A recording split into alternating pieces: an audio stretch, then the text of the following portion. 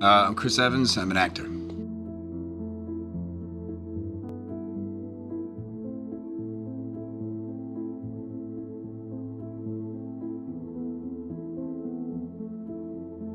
Deje ese personaje atrás. No tenga miedo y reinvéntese.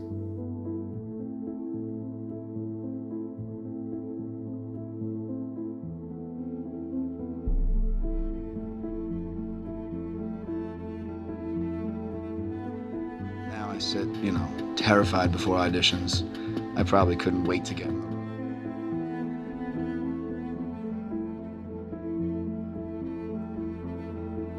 It actually matters, when you're like auditioning for, for your work, your career, your life. You're an adult. It's not just fun and games. You're actually trying to build something, and when it doesn't work out, you start to kind of get, it's a heady game acting. For any movie you book, there's probably, dozens of rejections, and that can play on you. So you start to kind of put pressure on yourself.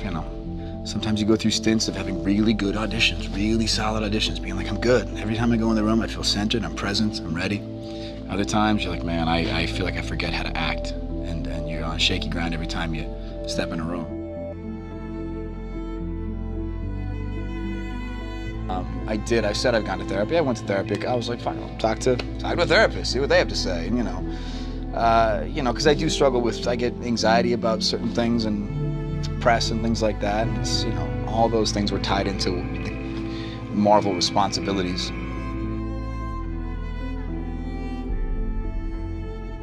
Well, I'm a big fan of reading, big fan of Eckhart Tolle. That guy is it. The Power Now is a fantastic book. That's kind of like, it's like my Bible. Any day I'm having a rough time or I can't seem to change the channel, I can pick up any one of his books and just read any chapter. Mine was a little more rooted in a little bit more of a noisy brain. I had certain beliefs and desires, and I wanted to be a certain type of person, but a lot of my thoughts were kind of, rooted in the ego, and when I say the ego, I don't necessarily mean arrogance. I just mean the part of your brain that says I, it's the thinker. The problem is that's all just ego. That's ego sneaking in the back door. That's you kind of, the part of your brain that thinks about the story of Chris wants to see that story in a certain light, but that's just ego. That's not real either.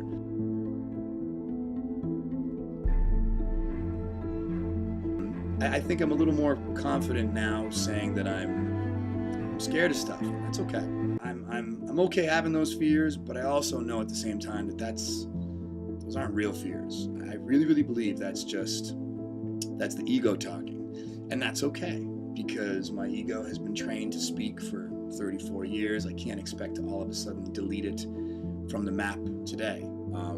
And that part of your brain is very self-serving, and it's very, it lives in a world of comparisons, and would consistently take me out of a positive place. The man I wanted to be, or the man I thought I should be, or, thinking how you should be doing things or what you should be doing, but then not executing those things leads you in this kind of spiral of disappointment. But again, all that thinking is based on time. You're basing who you are and what you think you should be on who you'll be tomorrow and who you were yesterday. And everyone's brain is noisy. It's what it does. It makes thoughts. And the problem is, I think in most of our lives, the root of suffering is following that brain noise and listening to that brain noise and actually identifying with it as if it's who you are. That's just the noise your brain makes, and more often than not, it probably doesn't have much to say that's going to help you.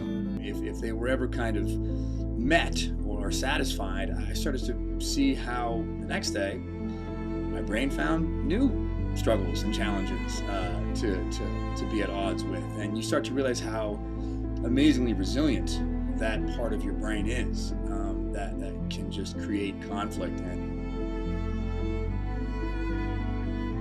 that's the one thing that I saw as it just made sense to the treadmill that I saw myself running on. That was the one thing that I said, yeah, that's what's going on here. This is just this brain that just, it's no matter what I do, it's going to find new things. It scared me and that worried me, and that's what kind of made me want to pursue a little bit more exploration into that way of thinking.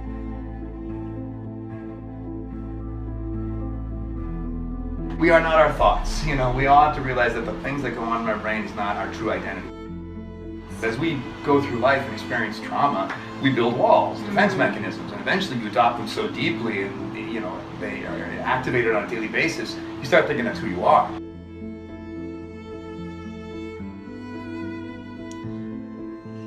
The first couple times I tried meditating very hard because my brain is so noisy, and maybe you get a second, 2, 3 seconds tops of sustained, still breathing and presence. The more you do it, hopefully the shorter intervals of brain noise will happen, and the longer periods of time where you are truly present begin to bloom a little bit.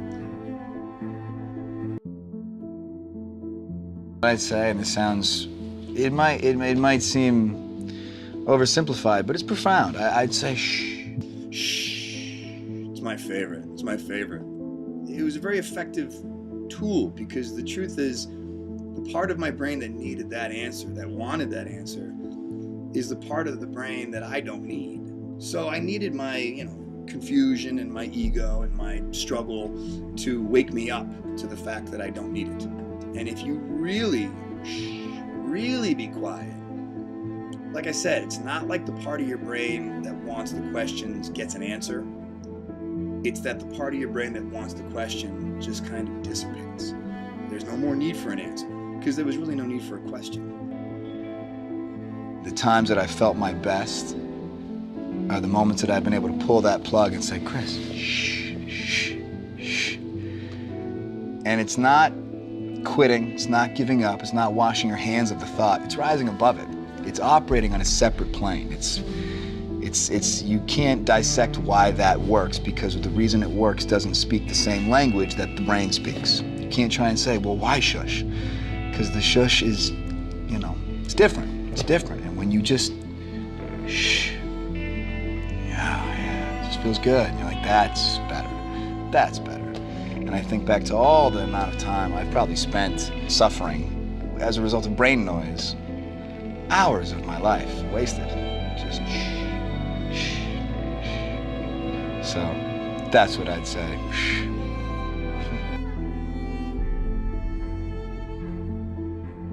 So for me, the most effective tool I've adopted is just trying to stay present. By just staying present. All you really have in life, I think, is just now, a series of nows. And I think when you can kind of surrender to that, you can't lose. So for me, getting through the struggles that are associated with day-to-day life, it's just be present. Don't think about tomorrow. Don't think about the next minute. Just where are you right now? Don't miss right now. Be here now. And a nice sense of calm just kind of washes over it. All I got to do is when those fears come up, recognize that those are ego-based fears. I'm totally okay with those things popping up on the radar because they're gonna, and that's okay too. So I guess I have plenty of fears, but I don't think any of them are real.